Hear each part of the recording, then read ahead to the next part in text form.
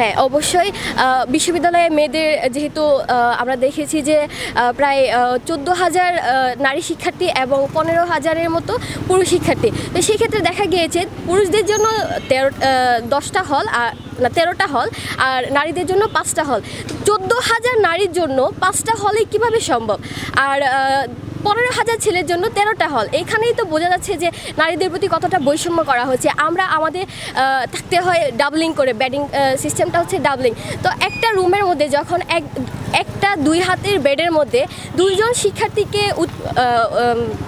স্নাতক পর্যায়ে বা উচ্চতর স্নাতক পর্যায়ে যখন 2 জন শিক্ষার্থীকে পড়াশোনা করতে হয়, একটা টেবিলকে শেয়ার করতে হয়, স্বাভাবিকভাবে তাদের পড়ার যে প্রক্রিয়া আছে সেটা বিঘ্নিত হবে, তাদের শারীরিক মানসিক সব দিক থেকে চাপ তৈরি হবে। তো সেক্ষেত্রে বিশ্ববিদ্যালয়, রাষ্ট্রীয় সবার হচ্ছে এই বিষয়ে ঢাকা বিশ্ববিদ্যালয়ের নারী শিক্ষার্থীদের প্রতি অবহেলা রয়েছে।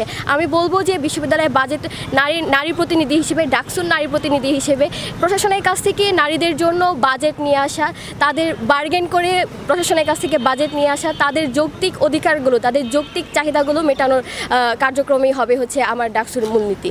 তো আমার নির্বাচন করার একমাত্র উদ্দেশ্য হচ্ছে নারীদেরকে নিয়ে কাজ করা, বিশেষ করে শিক্ষার্থী।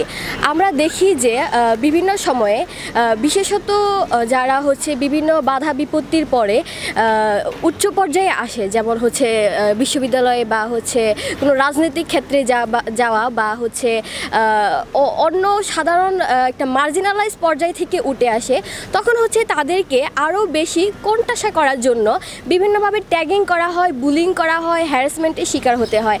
আমি একজন নারী প্রতিনিধি হিসেবে, রোকেয়া হলের নারী প্রতিনিধি হিসেবে চাই যে সকল শিক্ষার্থী, সকল নারী, সকল শিশুদের যেন সমান অধিকার নিশ্চিত হয়, তারা যেন কোনো ধরনের হ্যারাসমেন্টের শিকার না হয়, তাদেরকে যেন কোনোভাবে বুলিং করা না হয়, ট্যাগিং দেওয়া না হয়, তাদেরকে যেন কোনোভাবেই দমিয়ে রাখা না হয়। তো এই দমিয়ে রাখার প্রচেষ্টাকে আমি আরও প্রতিরোধ করতে হচ্ছে আমার এই নির্বাচনে অংশগ্রহণ করা।